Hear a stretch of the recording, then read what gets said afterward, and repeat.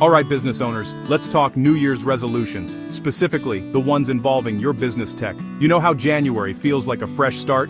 Gyms are packed, planners are out, everyone's meal prepping like it's an Olympic sport. But then, February shows up, and suddenly, half those good intentions are buried under paperwork.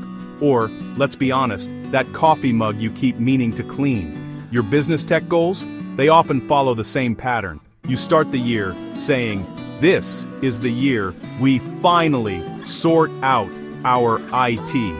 But after a few printer jams and password resets, that plan gets banished to the land of forgotten resolutions. Here's the truth. It's not laziness. It's the system. Think about it. Why do most gym memberships go unused by February? It's not a lack of motivation, it's unclear goals, zero accountability, and trying to figure it out alone. Sound familiar? Tech goals are no different. Maybe you've said, "We need reliable backups," or "We'll upgrade security when things calm down." But spoiler alert, things never get less hectic. Here's the secret to actually sticking with your tech goals.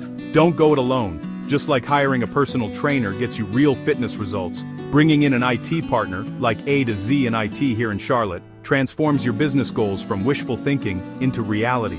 With a managed IT partner, you get expert guidance, built-in accountability, and proactive problem prevention. Suddenly, you're not guessing if your backups work, they're tested. Your systems run smoothly, your data's protected, and your team, actually productive. So here's a challenge for you. Don't make another resolution that fades by February. Make one decision: stop fighting tech fires alone. Click the link in the description to book a 15-minute tech reality check with A to Z and IT. No jargon, no hard sell, just clear next steps to make your business tech finally work for you, all year long. Because the smartest resolution isn't do it all yourself, it's find someone who has your back.